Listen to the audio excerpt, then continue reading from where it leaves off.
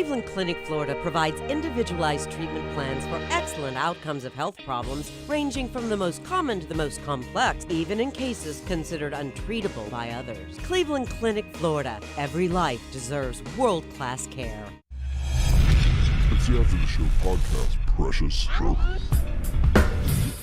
We don't care, we're about to swear on the air. It's the After the Show, so tune in if you dare. KVJ, get risque every single day. It's uncensored. We can say what we want to say. Hello, welcome to Tuesday KVJ After the Show podcast. Yeah, hello. Tuesday. I'll always join a chant. You could be saying the worst thing about me, and I'll join you. I got a small dick, small dick. I got a motherfucking small dick. All right. See, I like to join in. It's kind of jamming. You want in, Kevin? I'm good. I'll just watch you guys. You don't want to yell, I have a small dick with us? I'm not as big a chanter, yeah. All right. I'm a rah-rah kind of guy. Yeah, I get it. It's just how you operate. Makes sense. Got a bunch of emails here. One from another Ashley, from the one that we talked to yesterday about her grandfather driving Lee Harvey Oswald the day that he assassinated JFK, at least from what we believe. What are the people saying? Anybody got comments on that? We do. She said, so that chick Ashley's story about her grandfather and his connection to Lee Harvey Oswald was so fascinating. I love this segment. Can't wait to hear more of these kind of stories. So after you had asked her about her two grandparents and when they passed, I had an idea. Could we try and ask Ashley if she would be willing to get a reading done by Vicky from the Weird and Whatever podcast? I'm just curious to see if her grandparents would come forward and if they would say anything about that whole thing. Never know what could come from that, and I think it's worth a shot. Fascinating. Okay. Yes, let me talk to Vicky about this. This might be a situation where Vicky knows too many details. Let me talk to Vicky about it. Okay. Yeah, so we get the best accurate reading here. Got it. And then DCP said there are some issues with Ashley's interview. I love the show. Like you, enjoy reading about history and have read a lot about the JFK assassination. Ashley has been misinformed by her family. Buell Wesley Frazier drove Oswald to Dallas that morning. Mr. Frazier did not work construction. He worked at the book depository building as a filer and was not married at the time and is still alive. And there are several sources that you can check out, including some from like NBC Dallas-Fort Worth, Channel 5 there, that is talking about the 19-year-old who drove Lee Harvey Oswald the day. Is that documented? Wesley Buell Frazier. Like I said, I'm reading this from an article on NBC Dallas-Fort Worth, Channel 5, an NBC affiliate. They're saying Wesley Buell Frazier worked with Oswald at the Texas School Book Depository. Oswald usually caught a ride with Frazier to Irving on Fridays after work to spend the weekend with his estranged wife, Marina, and their two daughters. As the couple's marriage disintegrated, she stayed with friends at a house just down the street from Frazier. For more than a month, Oswald spent the work week at a Dallas boarding house and then drove back to Irving with Frazier on Fridays. And what source is this? For the third time, it is NBC Dallas-Fort Worth, Channel 5. So. Where are you getting this, Kevin?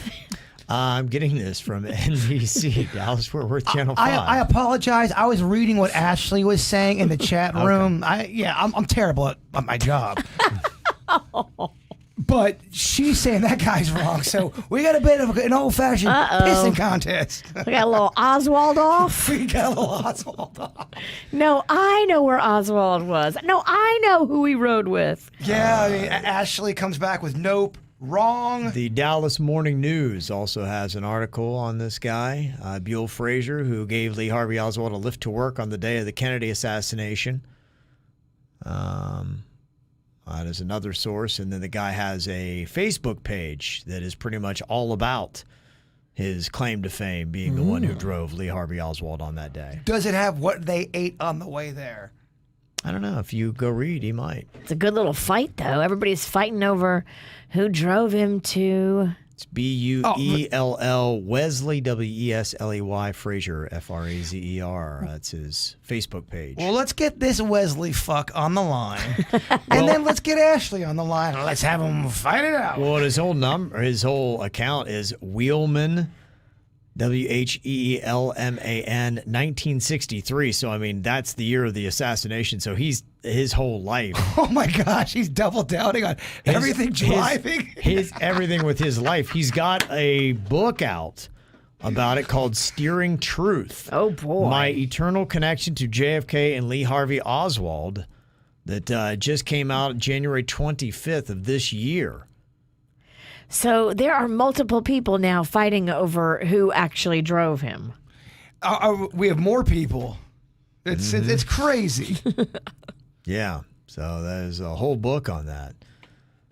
Well, says Buell was afraid for himself and his family. Years of emotional pain built up. He had long forgotten how to trust people.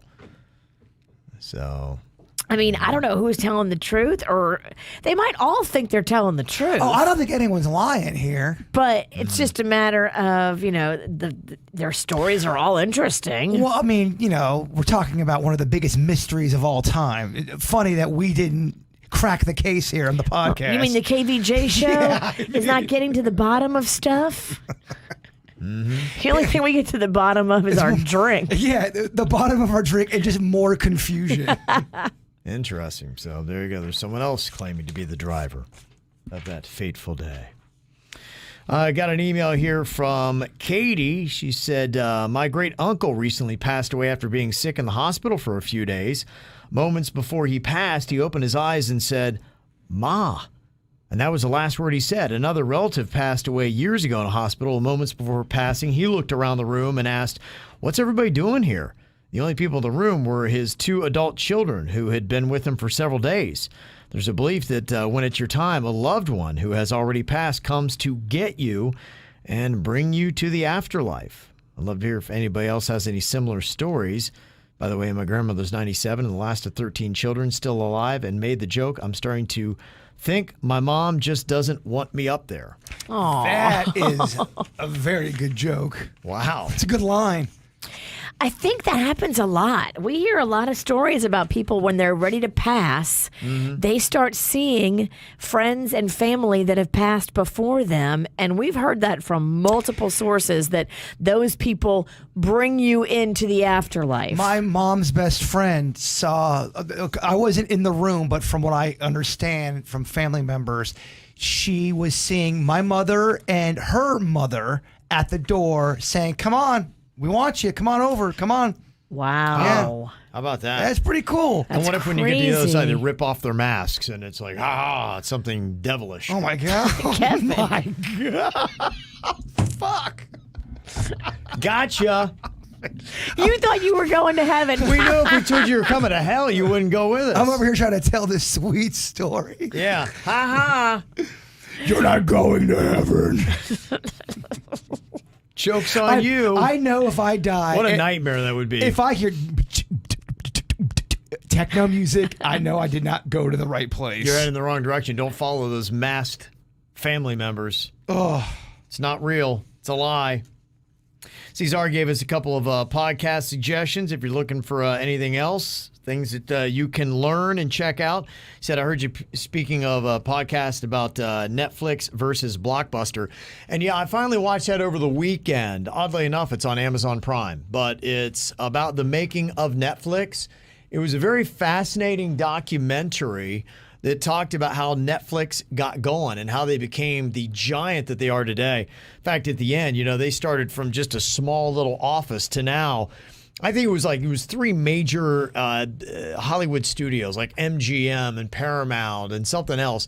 They have more value than all 3 of those combined. Wow. It was just insane, just what they're cranking out. And I think they make $55,000 a second. Wow. I think is what Netflix is bringing in now.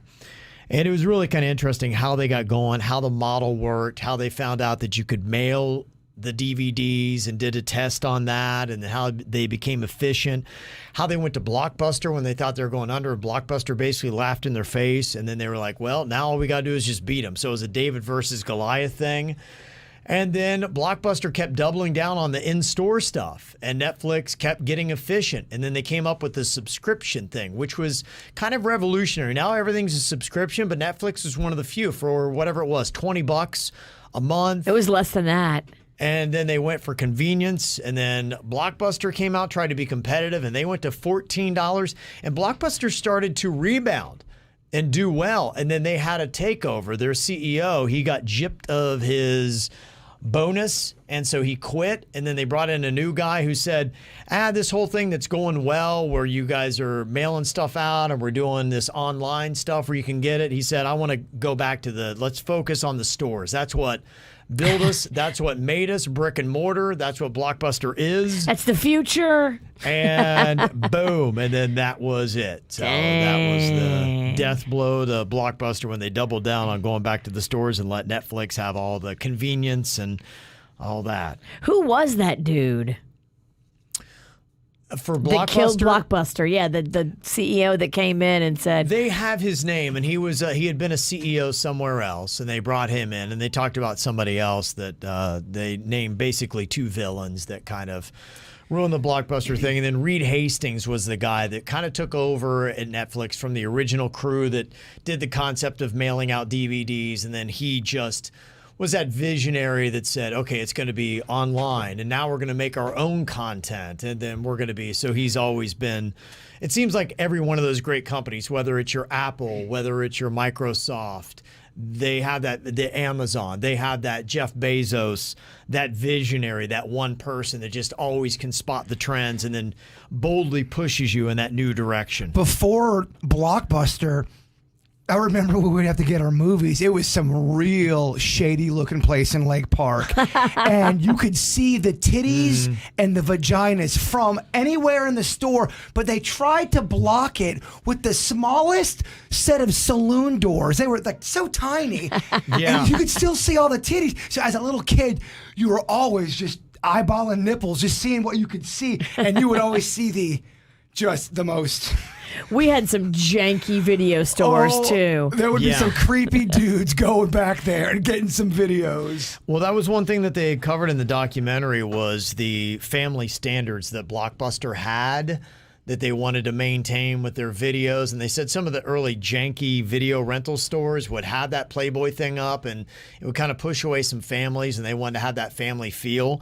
They actually had a group of people that would watch the movies, and if it didn't meet the standards, and they said what would be terrible is you'd watch a 2-hour movie, and in the last 3 minutes there would be a scene that would be a violation of Blockbuster standards, and we'd have to say, nope, can't put that movie in here. The one place that I'm thinking of, you could not get more than 3 porno videos at a time. If they had to cut you off. Some guys wanted more. That's funny. Yeah. And gross. The one that I watch, if you do have the Amazon Prime platform, it was called Netflix versus the World. So it was just kind of fascinating to learn about how they started and how they and Blockbuster changed places. Because at one time, I think they said Blockbuster was a $6 billion industry and Netflix was like $500,000. That was the value of both. They flipped. Yeah. They flipped hard. So... There's a podcast you can check out that Cesar is recommending. It is Season 1 Netflix versus Blockbuster you can check out. You can look for these. Also, it has Marvel versus DC, Xbox versus PlayStation. Oh, that's interesting stuff. Mickey D's versus BK, Hasbro versus Mattel, WCW versus WWF. Starbucks versus Dunkin' Donuts. That is kind of interesting. I think I will check that out. Those big battles that have happened. So I don't know if it has a name or if that's the title of it. And he also said, I know how much you enjoyed The Scandal of Jerry Falwell Jr. as a podcast you want to listen to. From the Wondery podcast app. It's called In God We Lust. Ooh, very clever. All right. Yeah, that's a fascinating story. Thank you very much.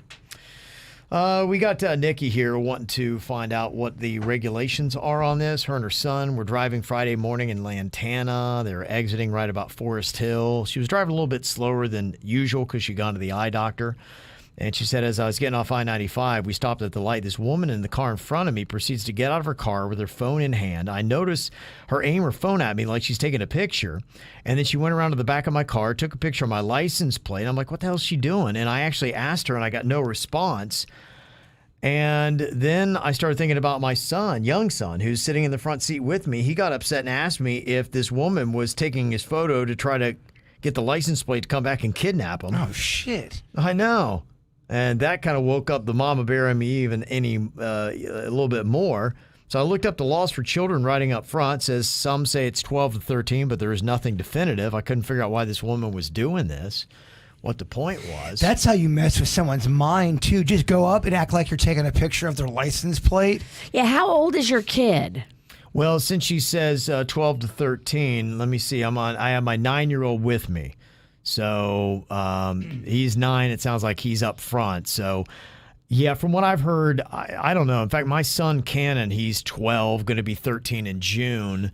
And he typically still rides in the back seat. I even said, hey, bud, you can ride up front. And he's like, he likes to be driven around. So. I always rode in the front, even when I was little. How does she know you're just not small for your age and you're 12? Fuck that lady. I don't think it's something that you typically enforce. If there's a kid that's, real small, I guess it's because of the airbags and whatnot, that's why it's changed a little bit over the years, because the airbags can really jack somebody up. Right. And so that's why it's a little bit more strongly enforced. But, I don't think they're going to pull you over unless you blatantly have, a kid that looks way too young and it looks dangerous. And they may not even pull you over. They just may if they, already got you for speeding ass. Did you ever imagine, getting out of your car and taking pictures of somebody in traffic? Yeah. Never. Because you thought they had a kid in the front seat that was too small? I don't want to be around. If that's how I'm going through life, just go ahead and put me in the urn. Honey, what are you doing with your life that you're so concerned with other people in their cars? You can't be the police of everything. Just seriously, Karen, go home. It's maddening because you have a kid involved there. No one, if you don't want your kid, no one wants their kid filmed. I mean, that would piss me off too. Some stranger taking pictures with my kid in the car. Mm-hmm. That's bullshit. And this makes sense. Somebody in the chat room saying it's more based on height and weight, not age. And that does seem right. Yeah.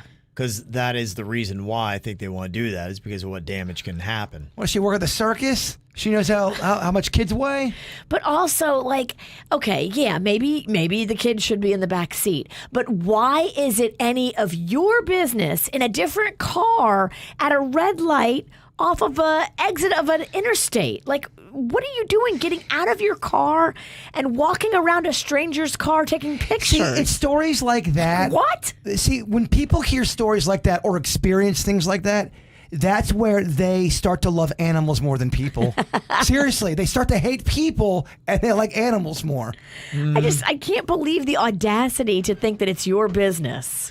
Well, it just, people don't. And then, somebody brings up the point. There's probably a law about getting out of your vehicle and running around the middle of traffic taking photos of people's license plates. So definitely. Yeah, a lot of times, look, you here are trying to police the world, but you yourself are in violation of other things just by you trying to police it. Leave it to the police. And we don't even know if that's what she was taking a picture of. It's just, when you take a picture of somebody, it screws with their head. It does. Yeah, she could be a crazy person who thought maybe you were tailgating her on 95. Or she thought you cut her off and she's gonna make it right. And if somebody's driving bad, you stopping while they're at an off ramp and you turn that into the cops, they're not gonna do anything with it. They're gonna be like, they're going to ask you to please stop getting out of your car at a red light off an exit ramp. And also just kind of know when you leave your house, there's a real good chance someone's going to drive like an asshole around you. Just know that. And don't take it personally because it's not you, it's them. Well, just percentages. There's going to be at least 20% are going to drive like assholes. Yeah, in this room it's higher. This room alone, it's 66%. Wow, which is fucked, man. But when I drive like an asshole, just know I didn't even notice that I made you mad. Mrs. Magoo. I did not even notice. And now if you're mad at me, I don't understand what's going on. Right, you're just confused. Yeah. Well, It sounds like she is. Well, sometimes I'll make a mistake, and I know I made a mistake, and I will do the whole, I'm so sorry, my bad, and that's not good enough for the person. They still got to be like, fuck you, motherfucker. I'm like, all right, dude, you have a perfect driver. You've never made a mistake. Okay. Magoo 1 and Magoo 2. That's who you do a show with, Kevin. Well, it's entertaining. Neither one of us realize how bad we are when we're out there. I'm a better driver than you. No, I don't know about that. Kevin. Didn't we put this to the test one time? Do we have you guys do a drive off with That an doesn't instructor? count. No, it doesn't count. That's all. Fucking. I want the real thing. Let's go to the driving test range. I got an email here about spanking in school. I'm a girl. When I was in 8th grade, a friend and I got caught smoking in the bathroom. Oh, boy. I am very petite and white, and my principal was the equivalent of Ving Rhames. I had to take 3 whacks with a long wood paddle with holes in it. Ooh. Other choice was he would call my parents and I would get suspended. I took it, only told my mom because my dad was such a racist, Archie Bunker. Yeah, I'm old too. This was 1975, Fort Lauderdale Middle School. Made her swear never to tell him. She stayed quiet because he would definitely be in prison for life for shooting the guy. Oh, my. God. Very funny now, terrifying at the time. Okay. Yeah. Just the fact that corporal punishment is being given to a little girl by a man makes me feel weird. Well, it seems like something that used to be done, and we reset things. Society always drifts and changes, and we get better with things, including spanking and racism and all those kind of things. I was going to say, there's a lot in that. There's a lot There's a in lot that of that to email unpack. that made me feel weird and There's uncomfortable. a lot of 70s things that were very disturbing that, Yes. hey, if you wonder if the society's better off today, I believe that it is. It's not perfect, but it's getting better. The 70s Let's were keep working on it. all kind of screwed up. Yeah. And everything seemed like it just always had a haze around it. Yes. Didn't it? Foggy. Yeah. Yeah, and there are multiple states. I think we got a couple different numbers. One person said, I found out 19 states still allow corporal punishment, which is what they call that, spanking in school. And this email said, I want to let you guys know that I worked in a local private school recently, and the only way they allowed spanking from a teacher was by the parents signing a waiver. Most of the parents did not sign this. The majority of teachers did not want to spank anyways. There was only one time I recall a child actually getting spanked. This kid was a bit of a bully and was overtly physical with kids daily. The parents were adamant about if he gets out of line to get him a spanking. They told me several times that I could spank him, but I never felt comfortable doing that. I think they've also done studies, too, where they've linked a connection with kids who are getting spanked to them turning around and then bullying other kids. So you might have been actually increasing this kid's bullying. Yeah, who knows? If With he spanking, yeah. has a propensity to violence himself and you're just showing him violence is the way, and then he goes and hits other kids. I think we're getting a little bit better. I think that, if we really focused in schools to let teachers teach, they don't worry about discipline. We have counselors and we have somebody that is a bigger and knows restraints properly to get an a-hole kid out of a classroom, then that's probably the best way to handle it. And then we let the counselors sit and figure out how to deal with this kid. I see you working mayor hair. Yeah, it seems like it makes too much sense to me. What do I know? Okay, we got an email here from Kyle about mosquitoes. Last week, you were talking about the device that the Mexican Queen purchased to decrease the mosquitoes in your yard, and you said something to the effect of, I feel like the machine is attracting even more. Well, I hate to tell you, you are absolutely right. Allow me to preface this by saying my knowledge of these devices is very stale, but years ago in high school, I worked at a hardware store and sold these or similar machines called Mosquito magnets. They use propane tanks, just as you described, to convert propane into carbon dioxide, which, as you guessed it, attracts mosquitoes. Essentially, the machine puts out a concentration of CO2 to attract the little fuckers and then traps in a smaller receptacle below where the CO2 is emitted. Thus, it is imperative this device is away from where you are enjoying your outdoor activities. Otherwise, you're just attracting them to you. And it kind of is, like I said, it's about 10 feet away, but I don't know how far away it needed to be. But yeah, we're clearly not doing it right. And it looks so big that it looks like it should take care of all your mosquito problems. But like I said, he may be right. It may be actually increasing them. At the time, manufacturers suggested placing it in the southwest corner of your yard. I love all animals except those sons of bitches. Mega mosquito. Mega mosquito. Gonna eat you. Eat your face and eat your kids. Yeah, and I'd seen, too, that they, I think, just released their first wave of the genetically mutated mosquitoes. The end Keys. is near. I mean, we all think that's such a shitty idea. Just as common folks, when you hear we're releasing a shit ton of mosquitoes out there, Genetically engineered mosquitoes. That's cool, right? it makes us feel, I don't know. I think a lot of people were feeling that as well. There didn't seem to be anybody too pleased with it in the Keys. They were like, yeah, it's a great idea. Let's do this. It just doesn't sound right. It feels like you're messing too much with Mother Nature. You're getting too clever. And then somehow this is going to backfire on us. We just know it. Go work on some kind of like another plant where they can turn into more in food or something. Get out of the mosquito game. Yeah, but that's what they're doing. We'll figure out how they wind up working. Apparently, these mosquitoes are good mosquitoes that are supposed to mess with the ones that carry the dengue fever and all the bad things. But there's always renegades, dog. Even in the good group. Yeah. Well, they've tried these kind of genetic mutations before, and then they created a worse monster than the one they had before. We are so figgity fucked. Yeah. So we'll see as that experiment's going on. Virginia said the end is near. The end is near. Yeah. Get your life in order. Oh, man. I gotta. All right. Can I start next week after my birthday? Yes. Oh, you got big doings. Yeah, I do. I can't wait to celebrate your birthday. Yeah, it's coming up. Bird turning another year older. It's Monday. But I think we're celebrating it over the weekend. Oh, well, then you look like you're having two parties. Okay. All right. Okay. Ooh, grilled cheese party on Monday. Of course we're going to have a grilled cheese party. I love it. For your birthday? That's great fun.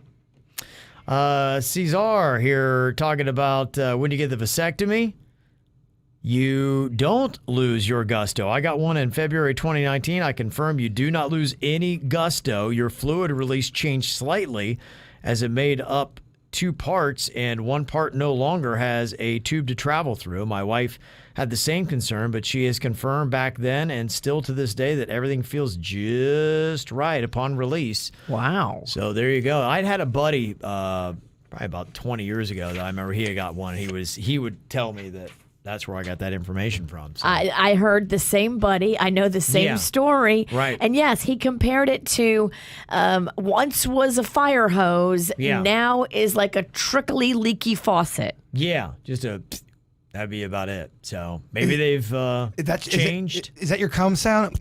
Is that what that is? That's it. All right. Well, it's a pathetic cum sound. That sounds. Yes. Yeah, I've got a different sound Sad for the gusher. semen. Yeah. So. Yeah. So there you go. All right. That's it. So. Yeah. I have a few buddies that have done this. Yeah. Did you ask them how they're dropping them loads? I'm gonna this weekend for sure. Yeah, I mean, I think every guy who's had a vasectomy needs to tell us if he is dribbling or throwing rope. We need to know. Does it affect you as a woman? I mean, do you prefer if Panda had a dribbler or a rope? I don't really care. Okay, I think some women might. I don't know. I mean, usually. It depends on what. Usually, I'm not eyewitness to. Sure, I hear you. Got you. I mean, it's either or. Right. Oh my god. Interesting the sounds. Oh my gosh. I can't see in there. If you're just listening to this podcast, you're probably like, what the fuck are they doing in there? Taryn from Orlando sent us an email about the world's largest White Castle that just opened up, basically confirming what we had heard about crazy long lines. It's between Disney and Universal up there. And this is the first White Castle that's opened up in Florida since there were 4 in Miami in the 60s. So it's been a while, and apparently people are going gaga for it. They say that the drive-through line has been miles long. Friends I know had been waiting over 4 hours to get their orders. No. I'm not doing that. Not sure if they can keep up with the demand, maybe give it a few weeks or months. And that's basically how anything works in life, especially in Florida. I always notice that. Like I was seeing too, because I really want to go check out the Delray Beach Market, and I hear it's just crazy packed. And it's even 4 floors, but it's only been open 2 weeks now. I mean, who wants to go in on a White Castle franchise in South Florida?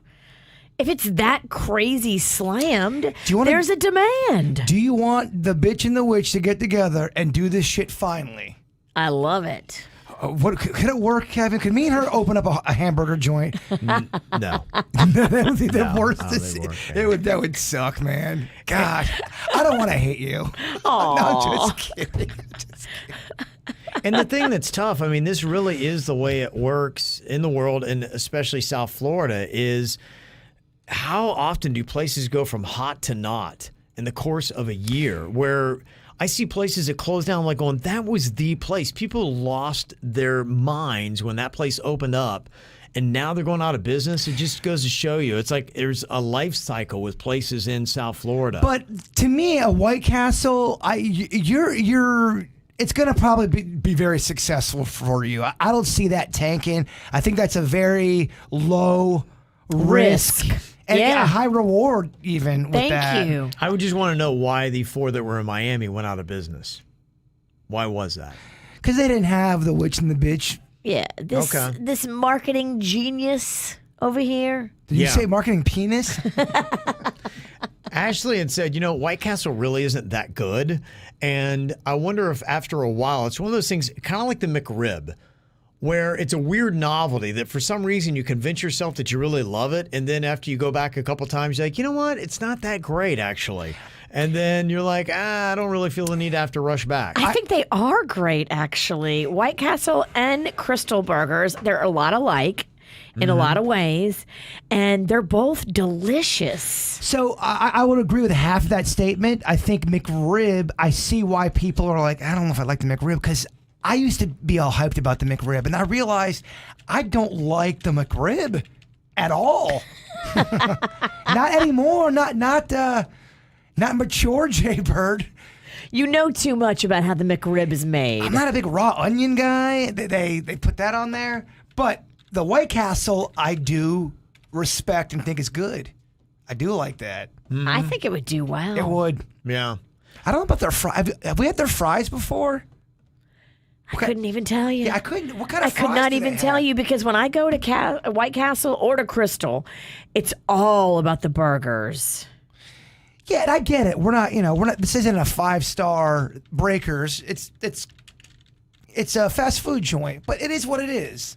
It's totally a fast food joint. Yeah, I know. People are like, oh, it's so gross. The meat, blah blah blah. You're not going there to. You're not going there for health food. No, at all.